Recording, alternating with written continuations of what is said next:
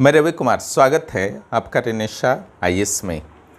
चलिए आज मुख्य परीक्षा के लाइफ साइंस के क्लासेस को हम लोग शुरू करते हैं, जिसके बारे में मेरे द्वारा आप लोगों को कहा गया था। और सबसे टफ टॉपिक मेरे विचार से ही है। इसका क्लास देने का प्लानिंग पिछला बार भी था, लेकिन बहुत ज़्यादा क्लास मैं नहीं दे पाया था। लेकिन इस बार हमारी कोशिश है कि इस सारे टॉपिक्स को पूरी तरह से क्लियर कर दूं। जो आपका जीवन विज्ञान है, लाइफ साइंस है, यहाँ पर आपको जीवित विश्व, कोशिकीय संरचना, इसके कार्य, जीवों में विविधता पढ़ना है। हालांकि तीनों जो सेक्शन अभी मैंने नाम लिया, उसमें कोशिकीय संरचना जो है बहुत इम्पोर्टेंट है, क्योंकि ये आगे कई टॉपिक्स को प्रभावित करेगा। जहाँ आपका बायोलॉजिकल जितने भी आपके मॉलिक्यूल्स हैं, जैसे कार्बोहाइड्रेट, प्रोटीन, वसा, है ना, इसका स्ट्रक्चर आपको पढ़ना है और फंक्शन पढ़ना है। इसके अलावा यहाँ पर जो आपको पढ़ना है, विटामिन और इसकी कमी से होने वाले रोग, एंजाइम। तो विटामिन वाला तो आ गया है 7वां में, है ना, तो संभावना इसका कम है। एंजाइम्स पढ़ना है, सिंपल है। हार्मोन, पौधों यानी कि प्लांट हार्मोन्स पढ़ना है, पौधा हार्मोन, और एनिमल हार्मोन भी पढ़ना है, और उसके फंक्शन। इसके अलावा जो है आपका कोशिकीय प्रजनन, इस सेक्शन में कोशिका का जो सेल का रिप्रोडक्शन होता है, इस सेक्शन में आपको सेल साइकिल पढ़ना है, मिटोसिस और मियोसिस सेल डिवीजन का जो टाइप्स है वो पढ़ना है। इधर जो है मेंडल में आपका एकल संकरण, द्विसंकरण और लिंग से जुड़े हुए वंशानुक्रम, लिंग निर्धारण, डीएनए की संरचना, स्ट्रक्चर ऑफ डीएनए आपको पढ़ना है। इस बार के लिए बहुत इंपॉर्टेंट है डीएनए का फंक्शन, संरचना और फंक्शन। उसके अलावा प्रोटीन सिंथेसिस बहुत इंपॉर्टेंट है इस बार के लिए। जीन नियमन, विभेदन के आणविक आधार। उसके अलावा जो लास्ट टॉपिक है, मानव के कर्मिक विकास को शामिल करते हुए पृथ्वी पर जीवन के विकास का सिद्धांत, यानी कि मानव के विकास को भी यहाँ पर बताना है। नोट्स अभी तक नहीं दिया गया है, इस पर दे दिया जाएगा। और लिंग सहलग्नता का एक नोट्स नहीं मिला होगा, जो ऊपर है ना, क्योंकि जो इनहेरिटेंस वाला जो क्वेश्चन था वो 6ठा में आया था, इसलिए नहीं दिया गया था। तो आज सिर्फ हम लोग अभी बेसिक को शुरू करेंगे, ठीक है, क्योंकि सेल का बेसिक को आप समझ जाइएगा अच्छी तरह से, सेल के बेसिक को। तो आगे का अधिकांश टॉपिक जो है आपको कोई भी प्रॉब्लम क्रिएट नहीं करेगा, निश्चिंत रहिए, ठीक है। तो पहले तो आपको सेल के बारे में आपको जनरल इन्फॉर्मेशन रखनी है, ठीक है। पहले जो आपका है कि जो सेल्स होते हैं उसके बारे में एक सिंपल जानकारी रहनी चाहिए। जिससे जो सेल की खोज की शुरुआत हुई थी, तो माइक्रोस्कोप के आने के बाद ही यह संभव हो पाया था, ठीक है। जॉनसन एंड जॉनसन नामक 2 भाइयों ने इसकी खोज की थी। उसके बाद 1665 में एक कॉर्क में सेल का पता चलता है रॉबर्ट हुक को, है ना। लेकिन बहुत चीज़ अभी भी अननोन था, और यह जो था 19वीं सदी में आप देखते हैं कि इस संदर्भ में बहुत सारी जानकारियाँ प्राप्त हुई, जब रॉबर्ट ब्राउन ने सेल के न्यूक्लियस को खोजा। क्या चीज़ को खोजा? न्यूक्लियस को। और 1838 में सेल थ्योरी दिया गया स्लाइडेन एंड स्वान के द्वारा। किसके द्वारा सेल थ्योरी दिया गया? स्लाइडेन एंड स्वान के द्वारा। सारा नोट्स आप लोगों को दे दिया गया है ना। स्लाइडेन एंड स्वान के द्वारा सेल थ्योरी दिया गया। और 1840 में मोल और पुरकिंजे ने प्रोटोप्लाज्म की खोज की। क्लियर? बहुत इंपॉर्टेंट है, इसे जीवन का आधार माना जाता है प्रोटोप्लाज्म पर। इस पर थोड़ी देर के बाद हम लोग चर्चा करते हैं।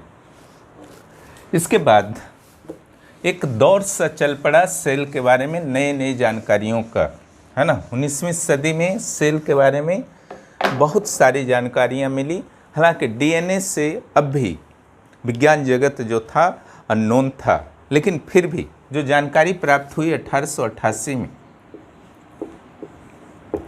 वह था, बहुत ही बड़ा जानकारी था, क्रोमोजोम का वाल्डेयर ने पता किया, है ना।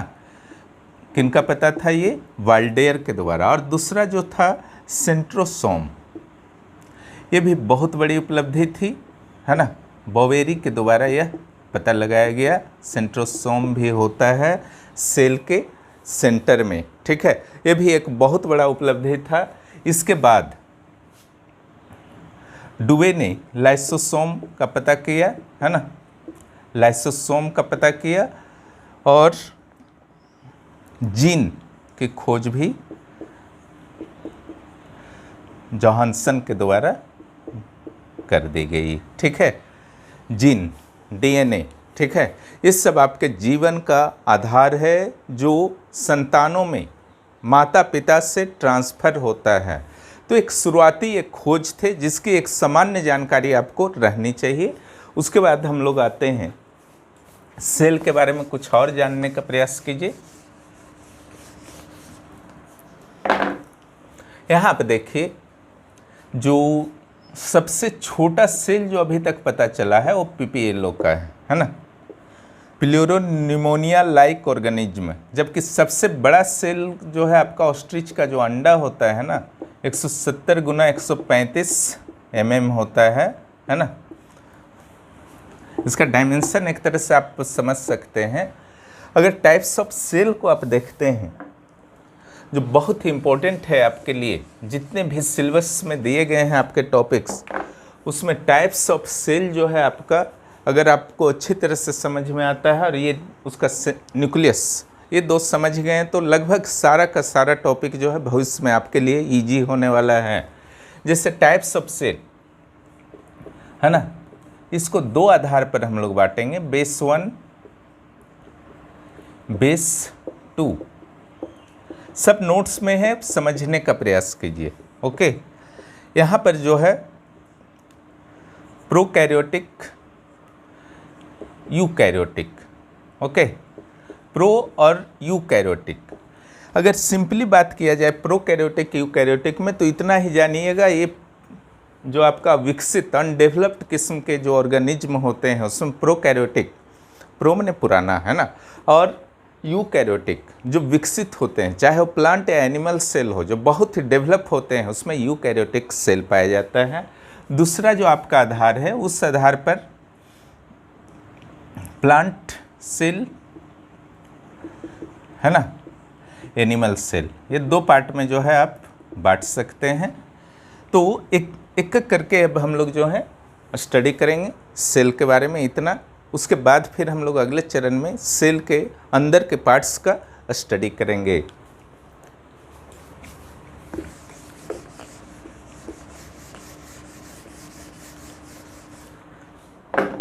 अभी मैंने चर्चा किया प्रोकैरियोटिक और यूकैरियोटिक का। ये दोनों को अगर इस तरीके से तुलना कर लिया जाए तो निश्चित रूप से आप समझ सकते हैं माइक्रो ऑर्गेनिज्म में यह पाया जाता है, ठीक है। यह आपका मैक्रो यानी कि बृहद जीवों में, डेवलप्ड जीवों में, विकसित जीवों में, क्लियर, ये अनडेवलप्ड में।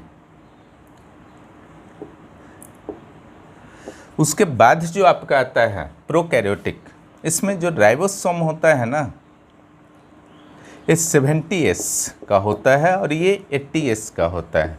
ये 70S और 80S क्या है, ये तो आपके सिलेबस से बाहर का चीज़ है, लेकिन फिर भी इसकी जानकारी जो है प्रोटीन संश्लेषण में दे दी गई है। जब मैं उसका क्लास लूँगा तो उससे भी मैं समझा दूँगा, अभी ज़रूरत नहीं है।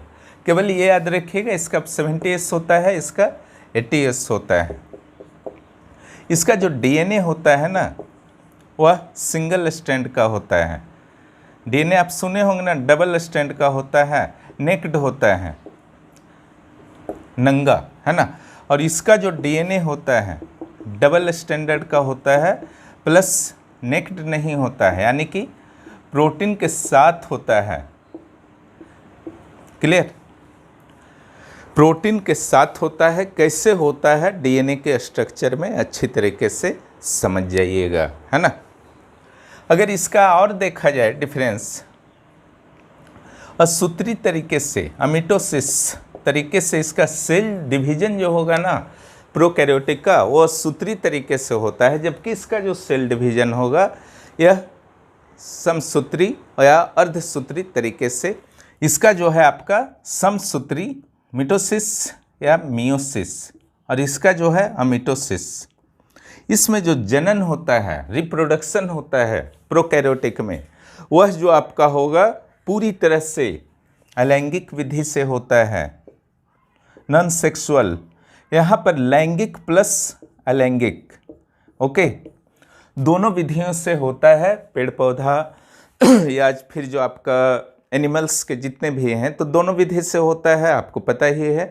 तो ये हुआ आपका प्रोकैरियोटिक और यूकैरियोटिक में तुलना। ये दिया गया है डिटेल में अच्छी तरह से समझा करके नोट्स में। यहाँ पर बस बेसिक समझाने का मैं प्रयास कर रहा हूँ, ताकि लाइफ साइंस के किसी भी टॉपिक में आपको किसी भी तरह की समस्या ना हो। नेक्स्ट जो आपका है plant cell, animal cell, okay. इसके डिफरेंस को अधिकांश लोग आप लोग जानते होंगे। यहाँ पर देखिए हरित लवक पाया जाता है, सेल वाल पाया जाता है, यहाँ पर नहीं पाया जाता है दोनों, है ना। यहाँ पर सेंट्रोसोम, लाइसोसोम पाया जाता है, यहाँ पर नहीं पाया जाता है, ये दोनों यहाँ पर पाया जाता है ना। इसके अलावा जो प्लांट सेल और एनिमल सेल में डिफरेंस है, इसका जो भोजन होता है ना, वो ग्लाइकोजेन,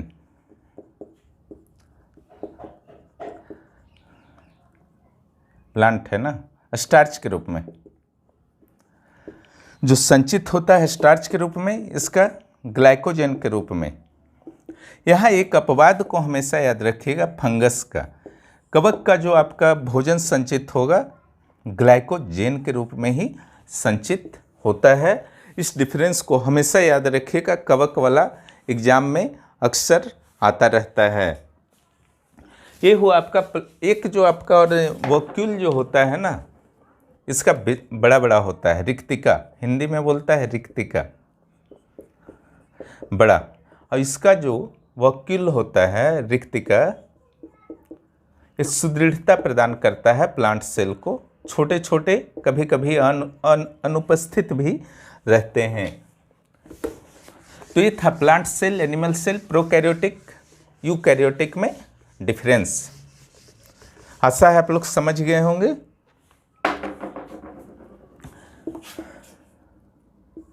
अब जो हम आते हैं सेल ऑर्गेनल्स में, है ना, कोशिका के अंग, कोशिकांग, सेल ऑर्गेनल्स, क्लियर। यहाँ जो आपका पहले दो चीज पर चर्चा कर लेते हैं, एक सेल मेम्ब्रान, प्लाज्मा मेम्ब्रान भी बोलते हैं इसको, प्लाज्मा झिल्ली, दूसरा सेल वाल, ओके। ये दो चीज पर चर्चा कर लेते हैं। जो प्लाज्मा मेम्ब्रान है, कोई भी सेल का आउटर पार्ट में जो होता है कवर, उसको प्लाज्मा में बहुत ही पतली झिल्ली होती है। इससे सेल का जो यूज होता है pinocytosis and phagocytosis. Pino means liquid का अंदर बाहर का प्रसार, है ना, और फेगोसाइटोसिस जो होता है ठोस पदार्थों का अंदर बाहर की ओर आवश्यकता अनुसार आना जाना, है ना। तो यहाँ पर दो चीज़ है आपका, ये दोनों में होता है, प्लांट सेल में भी जो प्लाज्मा मेम्ब्रान कोशिका झिल्ली होता है दोनों में होता है, प्लांट सेल में भी होता है और आपका एनिमल सेल में भी होता है। लेकिन ये जो होता है ओनली प्लांट सेल में होता है। और सेल वाल जो है, इससे अक्सर आप इसको पता है कि क्वेश्चन आते रहता है, ये सेल्यूलोज का बना हुआ होता है, इसको याद रखिएगा। इसके अलावा जो इसमें रहता है प्रोटीन भी इसमें रहता है, लिपिड एक तरह का वसा है ना, वसा के स्ट्रक्चर में इसका नाम आएगा लिपिड। तो सेल वाल और प्लाज्मा मेम्ब्रान के बारे में आप जान गए, है ना। आगे हम लोग आते हैं मोस्ट इम्पोर्टेंट, न्यूक्लियस।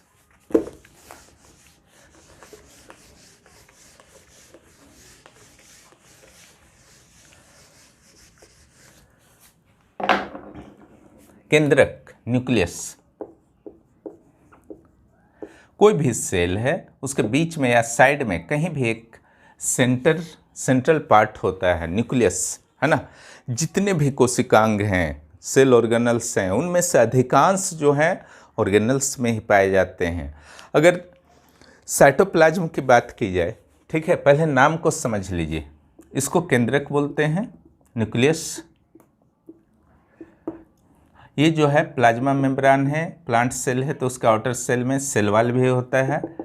ये जो होता है ना, कोशिका द्रव्य है ना। साइटोप्लाज्म, है ना।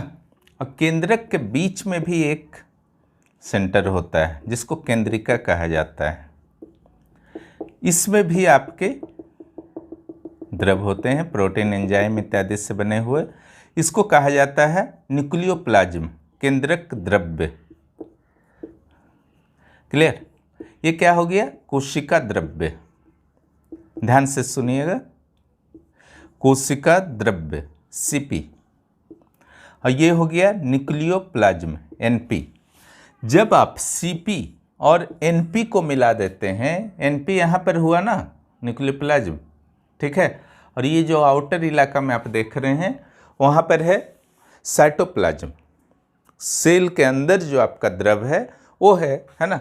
जब आप इसको मिक्स कर देते हैं, it means Np plus Cp, okay, तब बनता है Pp, प्रोटोप्लाज्म, जिसकी खोज जो है पुरकिंजे के द्वारा और मोल के द्वारा की गई थी, है ना।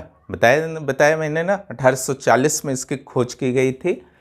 तो इसी को कहा जाता है जीव द्रव्य, प्रोटोप्लाज्म, जो जीवन का आधार है। ये समझ गए होंगे प्रोटोप्लाज्म क्या होता है, न्यूक्लियोप्लाज्म क्या होता है, साइटोप्लाज्म क्या होता है, केंद्रक और केंद्रिका क्या होता है।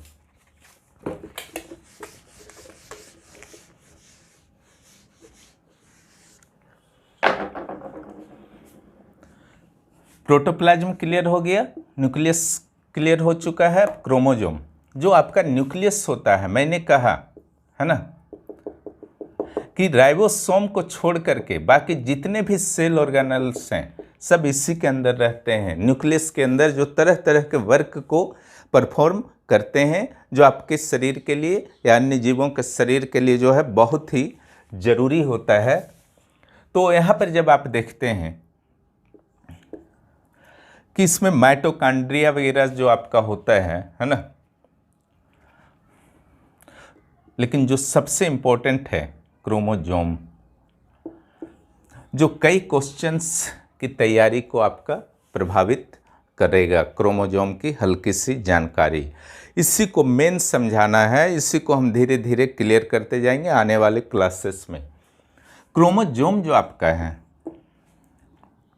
यह आनुवंशिक गुणों का वाहक होता है ना। जो आप देखते हैं कि बच्चों में माता और पिता के चेहरे हो सकते हैं, आवाज़ हो सकते हैं, व्यवहार हो सकता है, वो कैसे पास आउट होता है, ठीक है, हेरिडिटरी कैसे बन जाता है, इसी क्रोमोजोम के कारण। इस क्रोमोजोम की खोज जो है वाल्डेयर के द्वारा की गई थी और हॉफमिनिस्टर ने बताया था कि प्रत्येक जीव, है ना, कोई भी जीव हो, जैसे मानव हुआ, एक प्रजाति के जीव मानव हुआ या मछली हुआ, तो उनकी क्रोमोजोम की संख्या जो होती है फिक्स होती है। इन्होंने बताया था, हॉफमिनिस्टर ने, क्रोमोजोम की संख्या जो होगी वह फिक्स होगी। क्लियर? क्रोमोजोम जैसा कि मैंने बताया कि यहाँ आनुवंशिक गुणों का वाहक होता है। ओके, क्रोमोजोम जो होते हैं फिक्स होते हैं, हॉफमिनिस्टर ने इस चीज़ को क्लियर किया था। तो सबसे अधिक अगर देखा जाए, सर्वाधिक क्रोमोजोम किस में होता है, तो रेडियोलेरिया नामक समुद्री जीव में, है ना। सबसे कम तो एस्केरिस नामक जीव में होता है। ओके, ये मैक्सिमम और मिनिमम समझ गए। अगर ह्यूमन का बात किया जाए तो यहाँ पर 46 क्रोमोजोम 23 पेयर्स में होते हैं। इसके बारे में थोड़ा सा जानकारी ले लीजिए।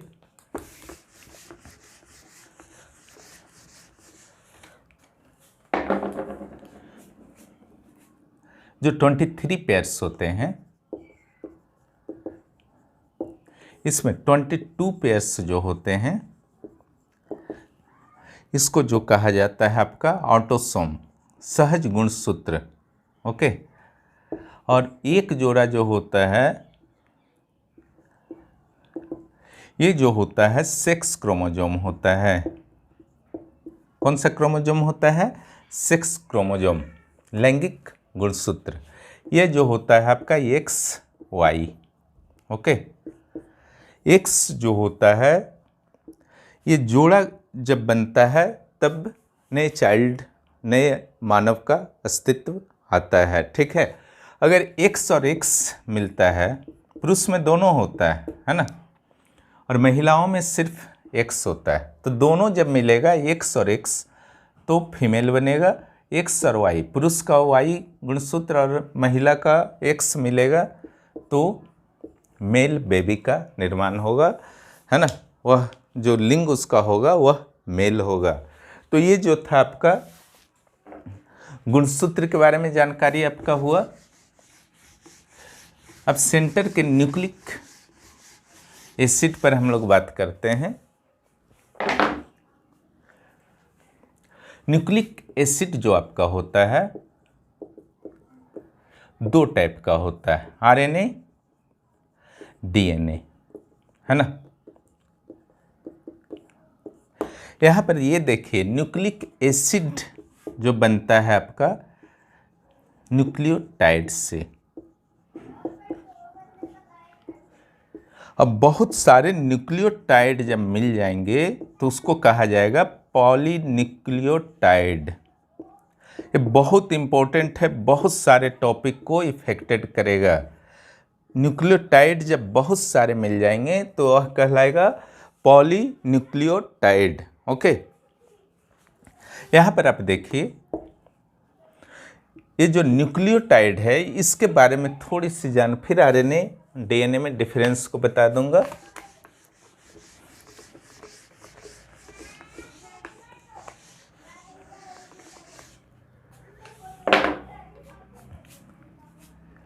न्यूक्लियोटाइड बहुत इंपॉर्टेंट है, इसको अच्छी तरह से समझने का प्रयास कीजिए।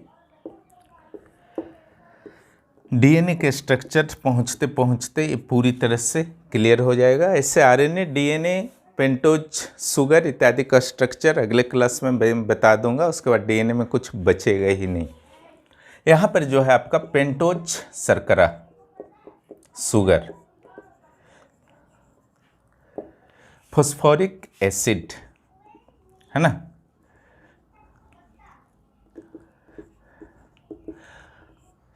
और जो पेंटोज शुगर, फॉस्फोरिक एसिड और नाइट्रोजेनस बेस। ओके। यहाँ तो अपना पेंटोज शुगर, फॉस्फोरिक एसिड है, इसका स्ट्रक्चर समझा दिया जाएगा। इसका स्ट्रक्चर को ऑलरेडी आपको प्रैक्टिस करना है। उसके बाद नाइट्रोजेनस बेस जो आपका है ये बहुत ही इम्पोर्टेंट है। ठीक है। इसको मैं अलग से एक डायग्राम में बताता हूँ, इसको समझने का प्रयास कीजिए। छोटा छोटा चीज समझ में आ जाएगा, घबराने का नहीं जरूरत है। नाइट्रोजेनस बेस जो न्यूक्लियोटाइड्स का तीसरा पार्ट था, उस पर यहाँ पर देखिए, इसका दो पार्ट जो होता है, प्यूरिन पिरिमिडिन, है ना। प्यूरिन और पिरिमिडिन। यहाँ पर देखिए, प्यूरिन में दो तरह के नाइट्रोजेनस बेस होते हैं, एजी। इसमें तीन तरह के होते हैं, CTU, A for adenine, G for guanine, C for cytosine, T for thymine, U for uracil. ठीक है।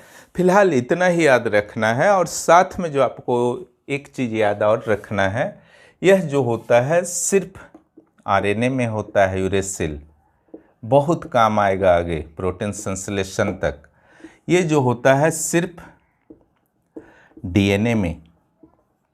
बचा AGC, AG और C जो होता है डीएनए और आरएनए दोनों में होता है, याद रखिएगा।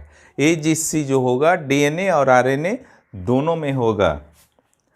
इसमें कोई कंफ्यूजन नहीं है, प्यूरिन और pyrimidine AG2, ठीक है। छोटे छोटे ट्रिक्स बनाया कीजिए। अब जो आपका आता है DNA और RNA के बीच डिफरेंस।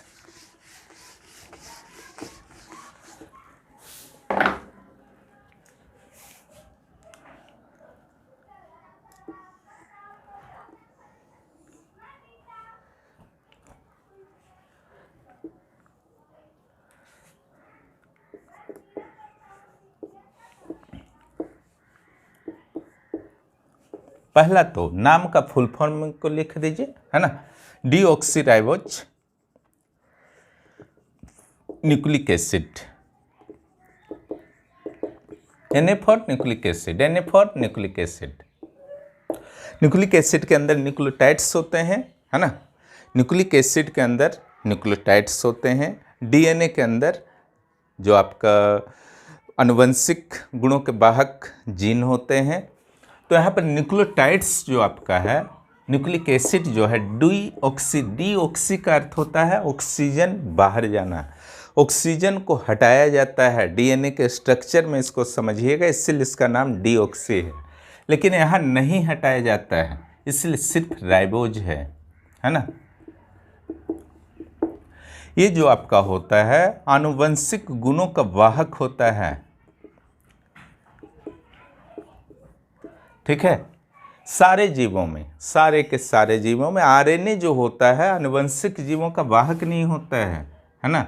लेकिन कुछ वायरस में यह आनुवंशिक गुणों का वाहक होता है, कुछ वायरस में। नेक्स्ट जो है RNA जो आपका है प्रोटीन संश्लेषण में इसकी प्रमुख भूमिका होती है। प्रोटीन सिंथेसिस में इसकी प्रमुख भूमिका होती है ना। इसकी भूमिका प्रोटीन संश्लेषण में नहीं होती, ओके। इसकी भूमिका प्रोटीन संश्लेषण में नहीं होती।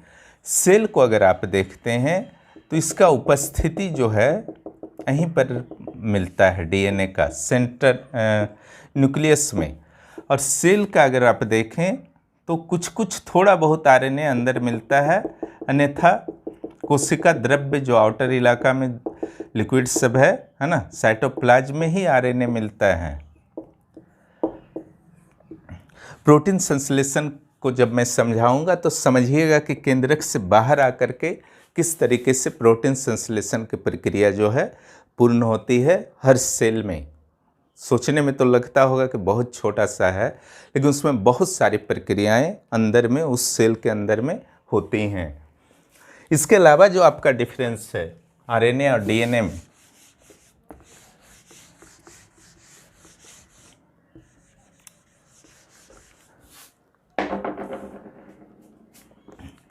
इसके एक प्रकार होते हैं, है ना, जनरली, और इसके 3 टाइप्स होते हैं। इसके बारे में चर्चा कर रहे हैं, तीनों टाइप्स के बारे में, है ना। इसमें जो नाइट्रोजेनस बेस होता है, थायमिन उल्टा लिख देते हैं, यूरेसिल जो होता है नहीं होता है, बाकी 4 होता है ना। और इसमें थायमिन नहीं होता है, बाकी 4 होता है। ये जो होता है आपका डबल स्ट्रैंड, डबल हेलिक्स होता है। डबल हेलिक्स से सीरीज में होता है, श्रृंखला में, क्लियर। तो इस तरीके से DNA और RNA में जो है आप डिफरेंस कर सकते हैं। RNA के जो टाइप्स बहुत ही इंपॉर्टेंट हैं आपके प्रोटीन संश्लेषण को समझने के लिए। फिलहाल सिंपली टाइप्स को समझने का प्रयास कीजिए।